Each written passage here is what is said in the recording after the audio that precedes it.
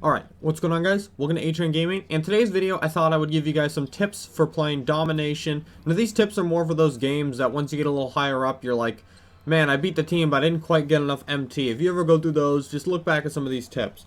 So number one is spreading the floor with a bench. So don't underestimate the bench, even when you don't have, like, as you get along, of course, is going to be your bench is going to be filled with 80s and stuff, and theirs is going to be like 70s and 60s. But even early on, with the bench, spread the floor. Like, you can get so many more points with the bench if you just load it up with guys who can shoot threes. Maybe, like, they're hot and cold. Some games, you know, as long as you're good, you're not going to get blown out by the other team's bench. But there's going to be some times where they win you the game just because they put it so far out of reach, just because you can get hot with some three-point shooters. I always put in guys like Craig Elo and Robert Ory. I've always had them. Robert Pack can shoot the three. Porzingis is still here. I spread the floor like crazy. And the next part of it that is really important is rebounders. So it's obvious that you see people sometimes even do like a double center lineup so they can get as much rebounds as possible. You don't need to go that far in my opinion, but something that you should definitely do is make sure your center and power forwards are both good rebounders.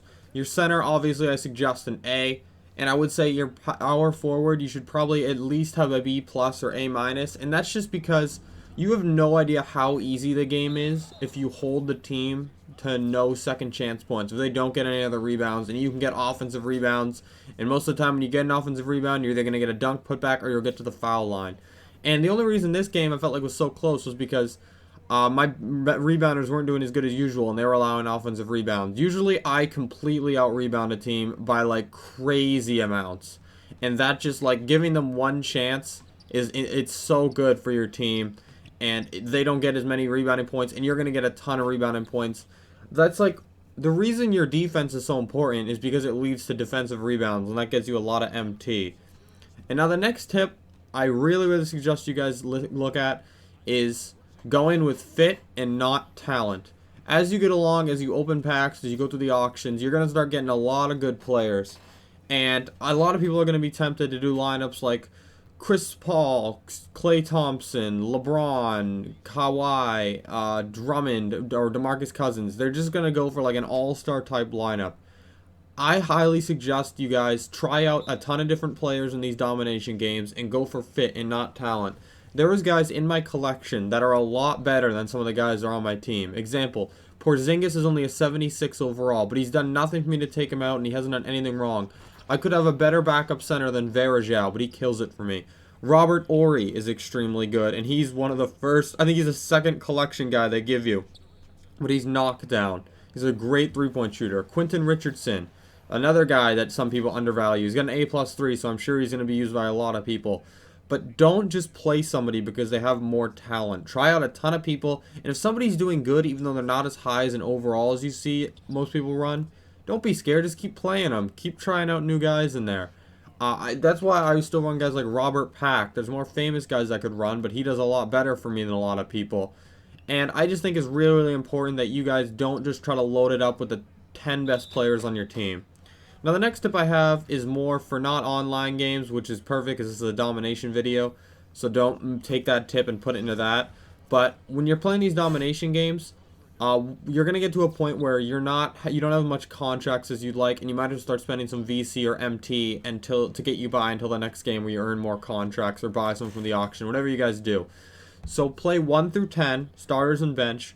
For 11, 12, and 13th man, just put in guys that always have, you don't need to buy contracts for. It doesn't matter if they're bronze, silver, gold, whatever. And just go and give them 0 minutes. And because they're not going to get hurt that often. Your starter and bench aren't going to get hurt. So this next tip, guys, is probably the most important tip I can give you guys. And that is getting to the free throw line. So you need at least 10 free throws minimum to get the points at the end of the game. They give you points for your offense, your defense, and you see free throws in there. So if you go 9 for 9 with free throws, you're still going to get 0 MT added up at the end of the game for free throws. So what you saw me do there is always start the fourth quarter, going to the team comparison and checking how many free throws you need. If I need 6, I got to come out early, and I got to be like, okay, I got to get to the line here so I don't forget about it. If you're already set with it, you already have more than 10 in the third quarter like I did, great. You don't have to play any different.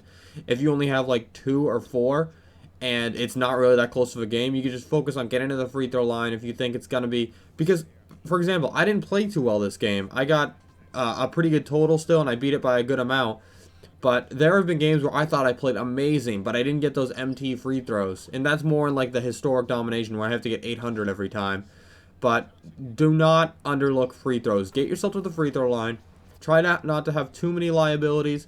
I have like Josh Smith who's like a 54, but I'm actually really good with his free throw shot for some reason. Look at this play here. This I just put in there because that's such a sick play. On the ground, throws it ahead, pull up for Kawhi. Oh my god, that was such a sick play. But yeah, so here you go, guys. 929 MT. You see I get the points for the free throw there. So do not underestimate those free throws. Get your big men to the line. Don't be afraid to do pick and rolls. That's pretty much my offense here. And you're going to see that although I don't think I played particularly well in this game compared to sometimes I blow people out, I still easily got enough because I got myself to the free throw line. I want to say like 13 times in a game, which is really good because then you're just going to keep getting that added bonus, and as your free throw gets better, you'll get more MT. So right here, look at what I said, offensive rebounds. I think that's where the Lakers were able to stay in this game. They got a lot of offensive rebounds, and for the first time in a while, I didn't rebound that well. I talked about spreading the floor. I went 7 to 9, they went 0 for 3. Free throws, I got to 14, they did not. You got to get over 10 for the free throws. Please leave a like if you enjoyed. Thank you all for watching, and I'll talk to you all later.